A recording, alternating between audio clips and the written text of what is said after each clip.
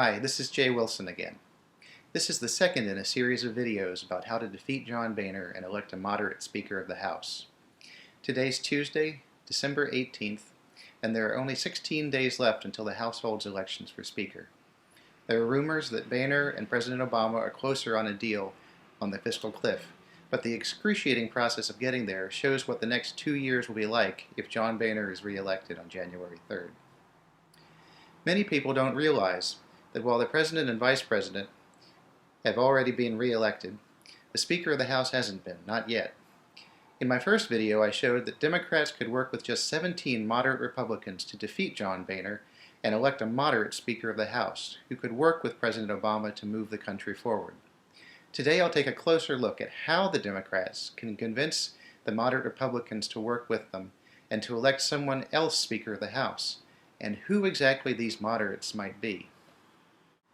In terms of the how, there are two main incentives the 17 moderates could be tempted with. One is that by working with the Democrats, they could get a lot done. Solving the issues I mentioned last time, the fiscal cliff, deficit reduction, structural reform of the budget and taxes, immigration, campaign finance, and now, perhaps more than ever, responsible gun legislation, would be enough to put all of these congressmen and women in the history books. Because the coalition with the Democrats would depend on these few moderates, they would remain incredibly powerful. For 2 years, they could essentially write history. The second, more tangible incentive would be committee chairmanships. There are 21 committees in the House, and each has a powerful chairman. Plus, there are posts of majority leader and majority whip, as well as the speakership itself. That's a total of 24 important posts. So they could actually recruit 24 moderates and have a little breathing room. Most of the moderate Republicans are obscure. Because they have little power compared to the conservatives, they often get passed over for key posts. The prospect of a chairmanship would be a powerful incentive for most of them. There is one moderate, however, who has been in the House for many years, since 1987, and has become chair of the powerful Committee on Energy and Commerce. That man is Fred Upton.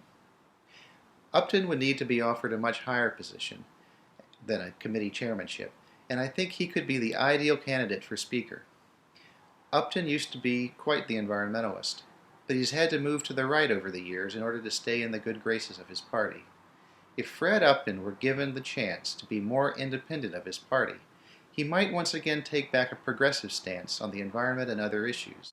Other good examples of moderate Republicans are Tom Petrie of Wisconsin and Charlie Dent of Pennsylvania, who both have reputations for working across the aisle and taking more liberal stands in opposition to Republican leadership, including Dent's vote to end Don't Ask, Don't Tell. More moderate, even liberal, are such men as Walter Jones of North Carolina, who started his career as a Democrat and has worked with Democrats on such issues as the minimum wage and voted several times to curtail the war in Iraq under President Bush. Then there's Justin Amash, a libertarian who frequently votes against the Republican leadership and was recently stripped of his seat on the Budget Committee as punishment for this. These are just some of the many fairly reasonable Republicans in the House who may be just as tired of John Boehner as most Americans are. That's all for today. If you liked this video, please pass it along. And to watch the next in the series for more on how to defeat John Boehner, just search in YouTube for the words, "Defeat John Boehner." Thank you.